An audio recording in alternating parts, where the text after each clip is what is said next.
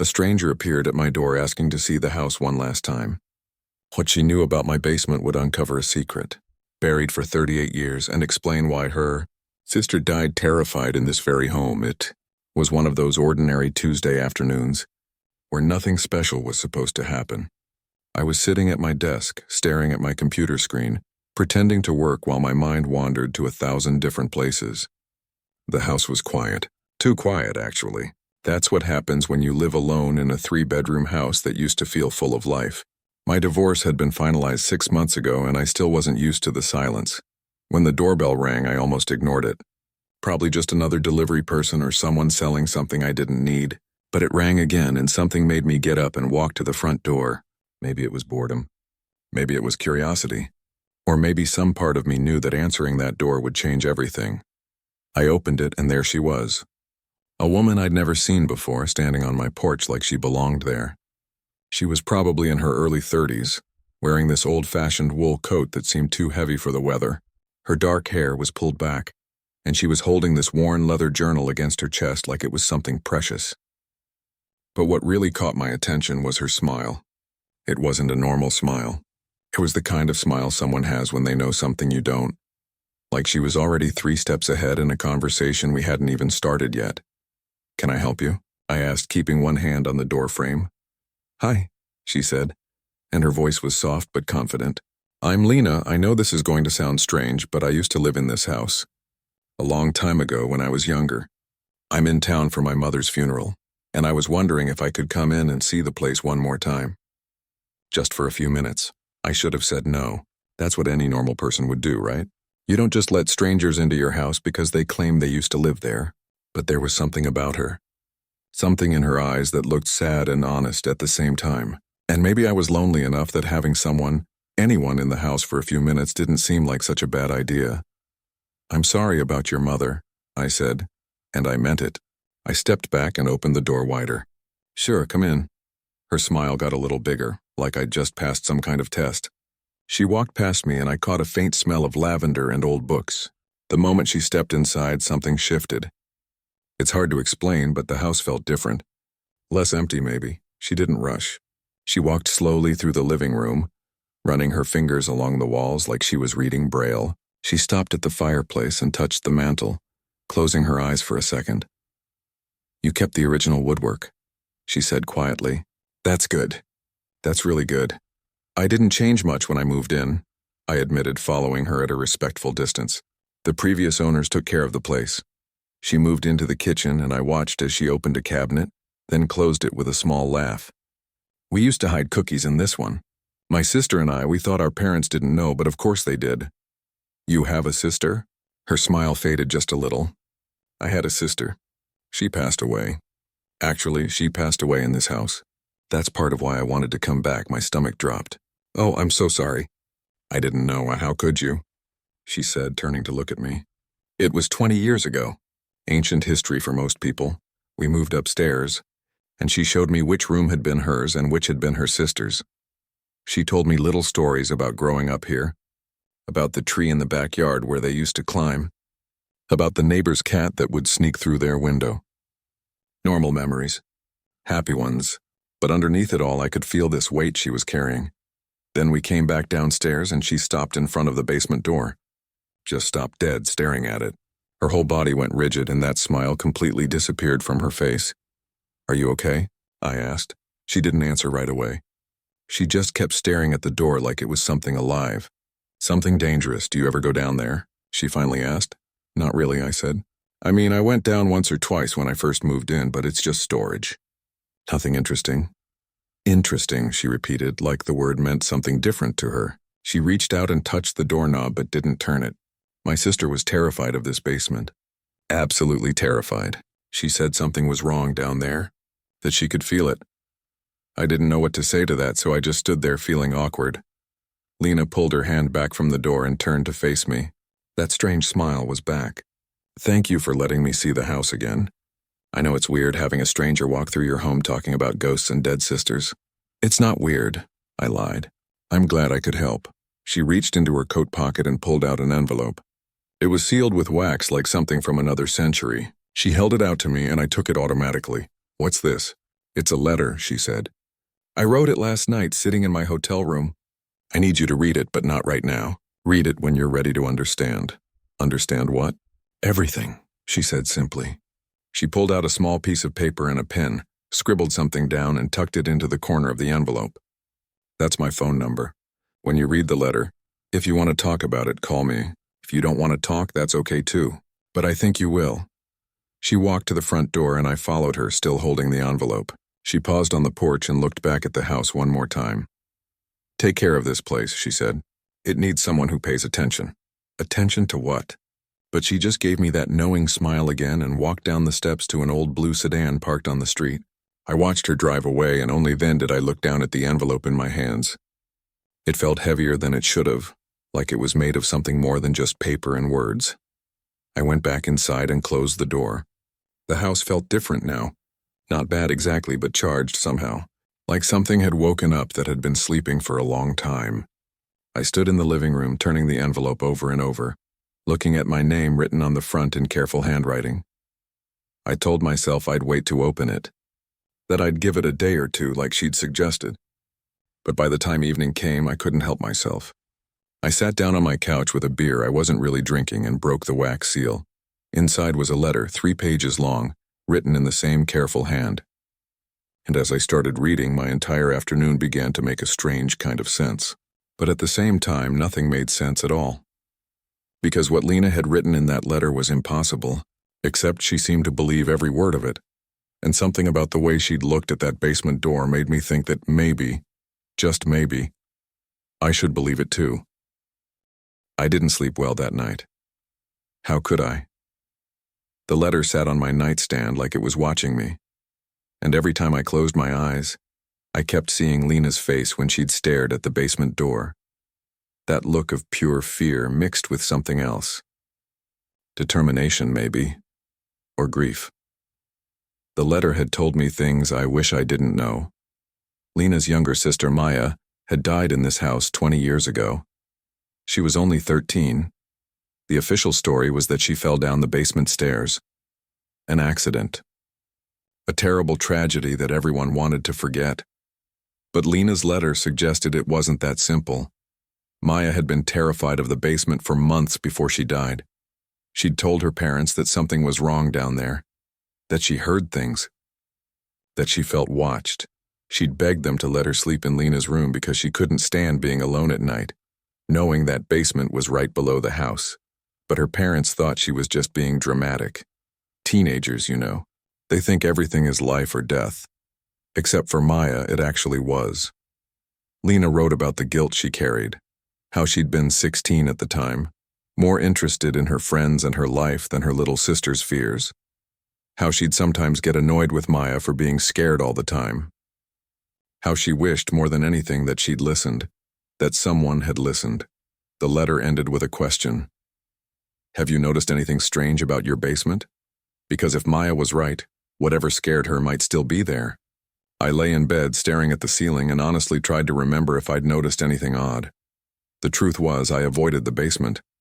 I'd been living in the house for almost 8 months, and I could count on one hand how many times I'd actually gone down those stairs. I kept telling myself it was because I didn't need the space, that I had enough storage elsewhere. But reading Lena's letter made me realize I'd been avoiding it for the same reason you might avoid looking under your bed at night. Some part of you doesn't want to know what's there. The next morning, I did what any modern person would do. I Googled the house's address along with keywords like death and accident and 2005. It took some digging, but I found it. A tiny article from the local newspaper, barely 3 paragraphs long. Local teen dies in home accident, the headline read. It mentioned Maya by name and age. It said she'd fallen down basement stairs and died from head trauma. It quoted a police spokesperson saying there was no sign of foul play.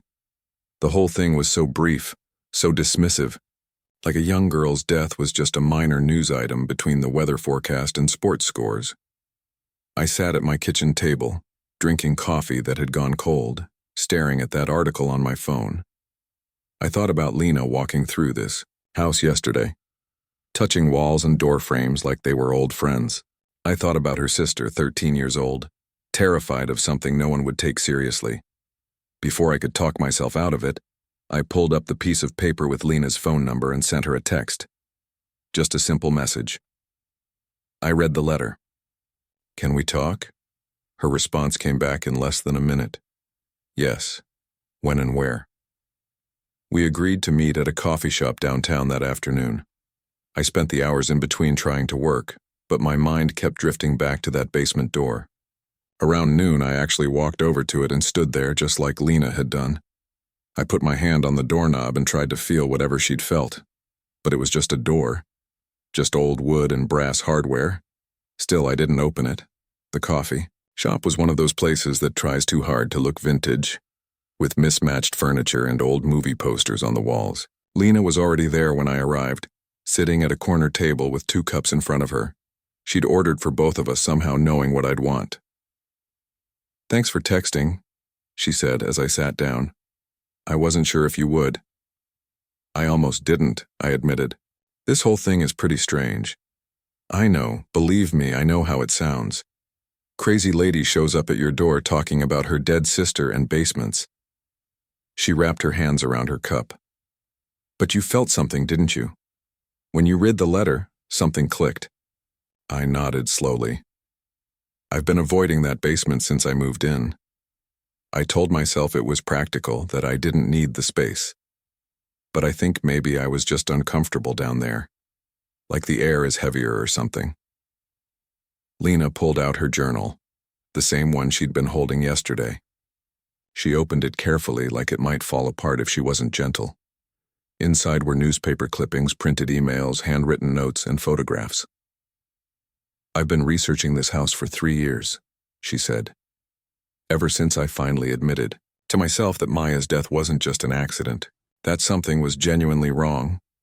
She showed me pages and pages of information, other families who'd lived in the house before Maya's death, interviews she'd conducted with former neighbors, property records going back decades. She'd built this whole investigation, piecing together a history of the house that no one else seemed to care about. "Look at this," she said, pointing to a list of names. "These are all the families who've lived in your house since it was built in 1978. Notice anything?" I scanned the list. "They don't stay long." "Exactly. The longest anyone stayed was 6 years, and that was the family who built it." "Everyone else? 2 years, maybe 3. Your immediate predecessors were there for 18 months. That's not normal for a nice house in a good neighborhood. Maybe they were just relocating for work or something." "Maybe," Lena said, but she didn't sound convinced. "Or maybe there's something about that house that makes people want to leave." She flipped to another section of her journal, and I saw sketches and floor plans. "I drew these from memory. This is what the basement looked like when we lived there. And this," she pointed to a wall on the drawing, "was always cold, like ice cold even in summer. Maya noticed it first. She said it felt wrong." "What do you mean, wrong?" Lena looked up at me, and I saw that same intensity from yesterday. "Have you ever been somewhere and just known something bad happened there? Not because you saw anything or heard anything, but because you could feel it in your bones?" I had, actually. A stretch of highway where there'd been a fatal accident. A hotel room that made my skin crawl. Most people have felt it at some point, even if they don't want to admit it. "Yeah," I said quietly. "I know what you mean." Maya felt that about the basement. Every single day. And I didn't believe her. Lena's voice cracked slightly. "I thought she was being dramatic. I thought she was trying to get attention. And now she's gone and I can't take back not listening to her." We sat in silence for a moment. Around us, the coffee shop hummed with normal life. People typing on laptops, friends laughing, someone ordering a complicated drink at the counter. But at our table, we were somewhere else entirely. Somewhere darker. "What do you want from me?" I finally asked. "Why tell me all this?" Lena closed her journal and looked at me directly. "Because you live there now. Because if there's something in that basement, something that scared Maya so badly, you deserve to know about it. And because..." She paused. "Because maybe together we can figure out what it is. Maybe we can finally Give Maya's fears the serious attention she deserved when she was alive. You want to investigate the basement? Yes. You think we'll find something? I know we will. She had that smile again, the one from my doorway, the one that said she already knew how this story ended. Maya was trying to tell us something. She was trying to warn everyone, and people keep ignoring her even now, even after she's been gone for 20 years. I can't let that continue, I won't. I should have said no. I should have thanked her for the coffee, gone home and forgotten all about this, but something in her conviction got to me. Or maybe it was my own curiosity about why I'd been avoiding that basement like it was contaminated. Or maybe I was just lonely enough that having a purpose, even a strange one, seemed better than another evening alone in my too quiet house. Okay, I heard myself say. When do you want to do this? Lena's smile changed then. It became real, warm, grateful. How about tomorrow? I'm staying in town through the weekend. We'll go slow, be careful. Just look around and see if anything seems off. I agreed, and we exchanged a few more details before saying goodbye. As I walked back to my car, I felt this weird mixture of dread and anticipation. I was about to investigate my own basement like it was some kind of crime scene, looking for evidence of something I couldn't even name. That night I stood at the top of the basement stairs again. The door was open this time, just a crack. I didn't remember opening it. Maybe I had absent-mindedly, or maybe the latch was loose. But standing there in the dark house, looking down into that deeper darkness below, I felt something I hadn't felt since I was a kid. I felt scared. And somewhere in my mind I heard what might have been Maya's voice, or maybe just my imagination whispering, "Finally, someone's paying attention." Lena arrived at my house the next morning with 2 flashlights, a measuring tape, and a camera.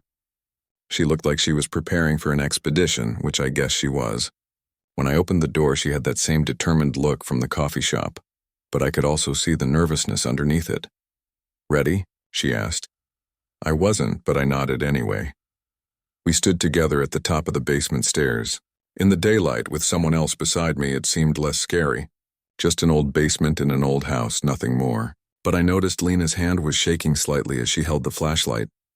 "I haven't been down here in 20 years, she said quietly. "The last time I was here, my parents were bringing Maya's things down to pack them away. I couldn't stand it. I ran out of the house and didn't come back." "We don't have to do this," I offered. "Yes, we do." She started down first, and I followed. The stairs creaked under our weight, which was normal for an old house, but each sound felt amplified. The basement wasn't finished. Just concrete floors and exposed beams, with boxes and old furniture creating shadows in the weak light from the single bulb hanging from the ceiling. "I use it mostly for storage," I explained, feeling the need to fill the silence. "Holiday decorations, some boxes from my divorce, stuff the previous owners left behind that I haven't gotten around to going through." Lena moved slowly, shining her flashlight into corners and along the walls. "Where's that cold spot I mentioned?" "It should be over here." She walked to the far wall, the one opposite the stairs, and I followed. As we got closer, I felt it. The temperature dropped noticeably, like stepping into a walk-in freezer. My breath almost formed a cloud in front of me. "You feel it?" Lena asked. "Yeah, that's not normal, is it? Not unless you have some kind of pipe or vent bringing in cold air, but I don't see anything like that." She pressed her hand against the wall. "This is where Maya said it felt wrong. This exact spot, I touched the wall too. It was concrete, painted white years ago with some water stains and cracks. Nothing unusual to look at, but the cold was undeniable. It seemed to radiate from the wall itself." "Help me move these boxes," Lena said, gesturing to a stack of storage containers against the wall. "I want to see if there's anything behind them." We shifted boxes for several minutes, revealing more of the wall. That's when we noticed it. The texture wasn't consistent. One section looked newer, the concrete slightly different in color. "This has been repaired," I said, running my fingers along the edge where old met new. "Probably patched at some point." "Or covered up," Lena suggested. She pulled out her measuring tape and started checking distances. "According to the original floor plans I found, this wall shouldn't be this thick. There's about 3 feet missing." "What do you mean, missing?" "I mean there's space behind this wall that shouldn't be there. Like someone built a false wall or sealed off a section." We looked at each other and I could see my own mixture of excitement and fear reflected in her eyes. This was it. This was what Maya had sensed all those years ago. Not ghost or supernatural nonsense, but an actual physical secret hidden in the house. "We need to look behind this wall," Lena said. "You mean break through it?" "I mean carefully remove a section of it. Just enough to see what's there." I should have said no. I should have called a contractor or an inspector or someone professional. But Lena was already pulling out her phone, Googling how to remove drywall. And I was already thinking about the cold spot and the newer concrete and the fact that families never stayed long in this house. We went to the hardware store together and bought some basic tools. An hour later we were back in the basement, carefully chipping away at the newer section of wall. The concrete came away easier than expected, almost like it hadn't been properly set. Behind it was drywall, old and crumbling. "Be careful," I warned as Lena pulled away chunks of the wall. "We don't know what's behind there. That's why we're looking." The first hole we made was small, maybe the size of a fist. Lena shined her flashlight through it and I heard her breath catch. What do you see?"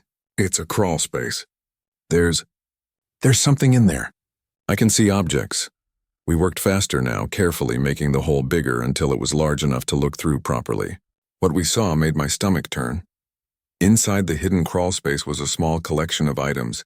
A pair of child's shoes, dusty and old, a tarnished locket on a chain, some faded photographs scattered on the ground, and a small notebook, its cover stained and worn. "Oh my God," Lena whispered. "This isn't random.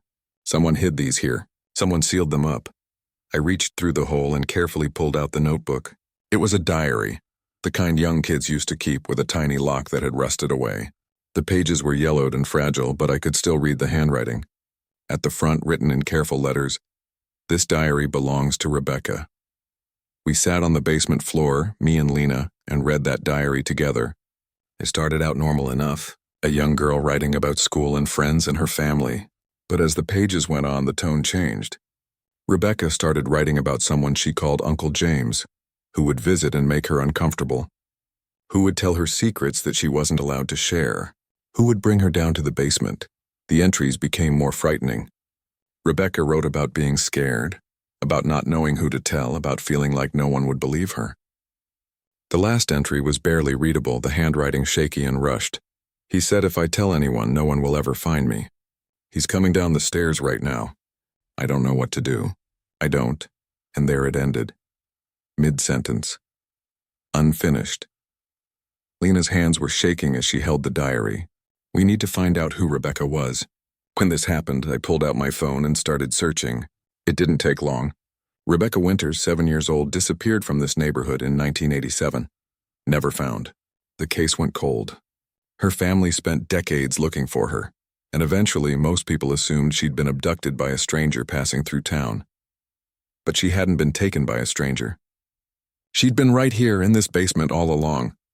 "Maya knew," Lena said, her voice barely above a whisper. "She couldn't have known the details, but she felt it. She felt what happened here. And no one listened to her."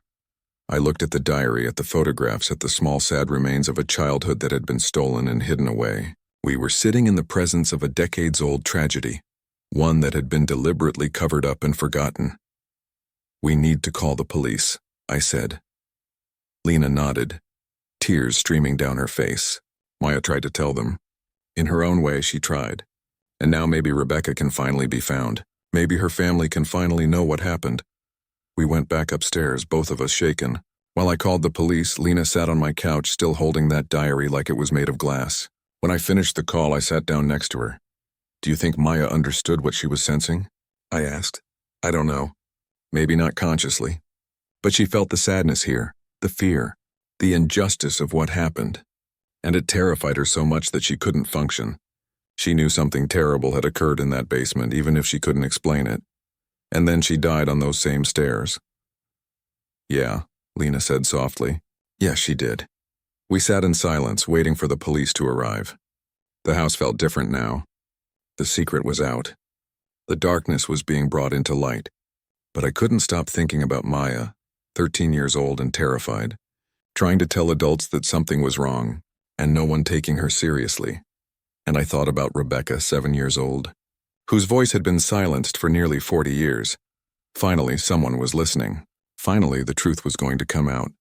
But as I sat there next to Lena, I realized this story was far from over. We'd opened a door that couldn't be closed. We'd disturbed something that had been deliberately hidden. And whatever came next, whatever we'd set in motion, we were going to have to see it through to the end. The ending that Lena had somehow known was coming since the moment she stood in my doorway, smiling that knowing smile. The police took our discovery seriously, which was a relief.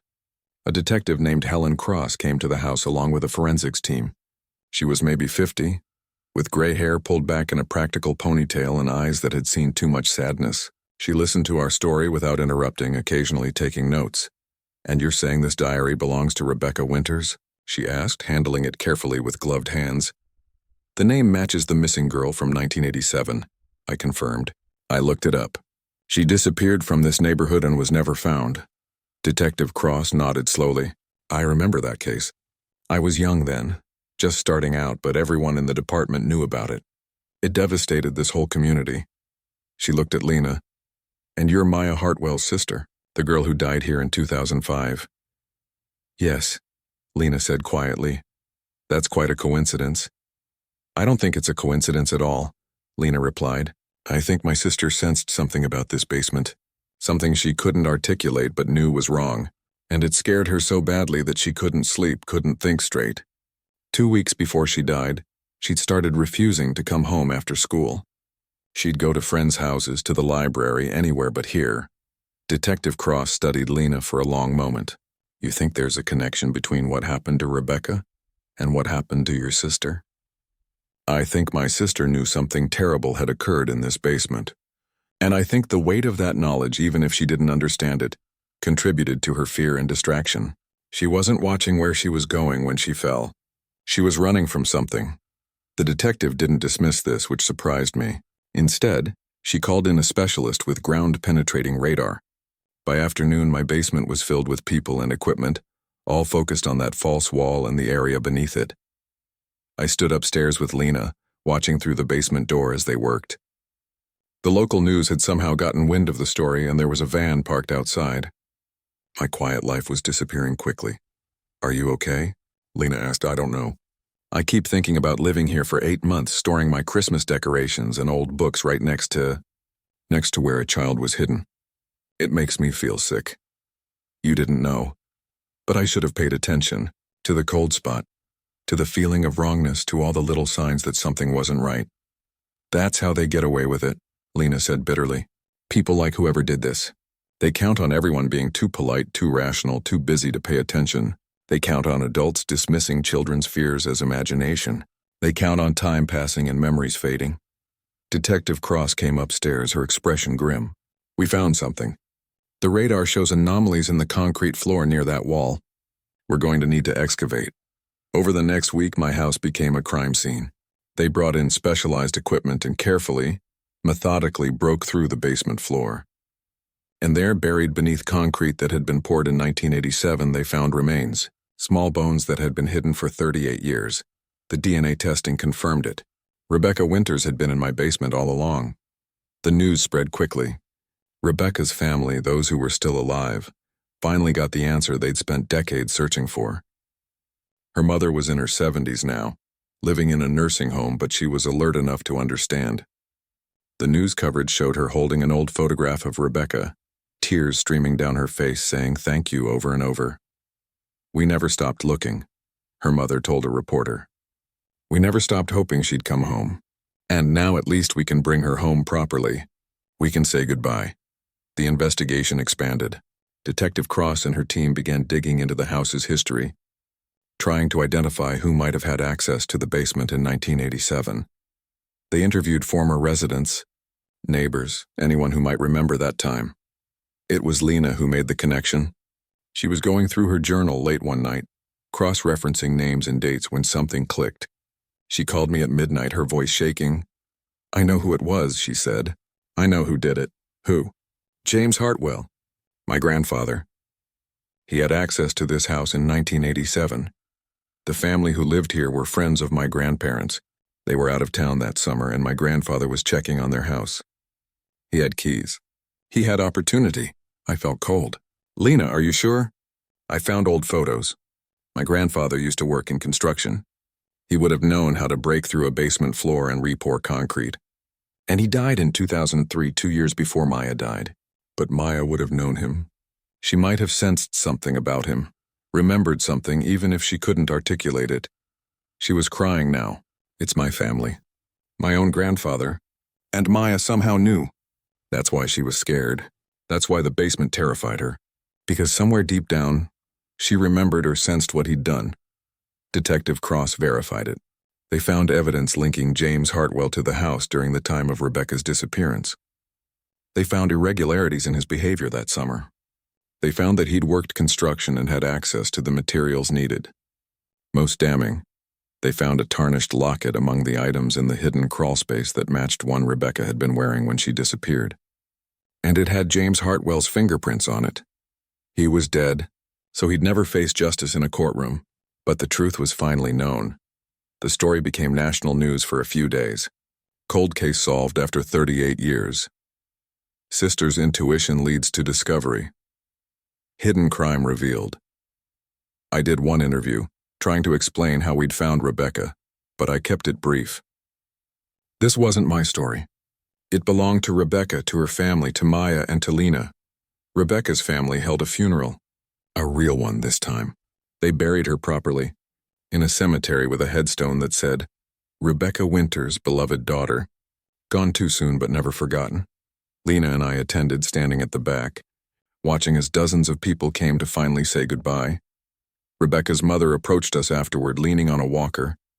She took Lena's hands in hers, these two women connected by tragedy and loss. Thank you, Rebecca's mother said. Thank you for not giving up. Thank you for listening when no one else would. Lena could barely speak. I'm so sorry about your daughter. I'm so sorry it took this long. You brought her home. That's what matters. After all these years of not knowing, of imagining the worst, we finally have peace. She looked at me. Both of you gave us that gift. After the funeral, Lena and I drove back to my house in silence. The forensics team had finished their work. The basement had been cleaned and the floor repaired, but I knew I'd never feel the same way about this house. Too much sadness had soaked into its walls. I'm going to sell it, I told Lena as we sat in my living room. I can't live here anymore. I understand, she said. But thank you for letting me in. For believing me. For helping me find the truth. Your sister would be proud of you. Lena smiled, a real, genuine smile this time, not the knowing one from before. Maybe. I like to think she's finally at peace. That she knows someone finally listened. That Rebecca was found because Maya tried so hard to tell us something was wrong. Do you think Maya knew? I mean, really knew about Rebecca? I think children sense more than we give them credit for. I think places hold memories of trauma, and sensitive people can feel them. Maya was sensitive. She felt things deeply. And this house was holding on to a terrible secret. She picked up on that even if she couldn't explain it. We sat together as the sun set, two people brought together by tragedy but somehow finding comfort in each other's company. We'd opened a door that had been sealed for decades. We'd given two families closure. And we'd honored the memory of two young girls whose voices had been ignored for far too long. Detective Cross called the next day with an update. We're closing the case, she said. James Hartwell is deceased. But we have enough evidence to conclusively state he was responsible for Rebecca Winters' death. Her family can finally have their answers. What about Maya? I asked.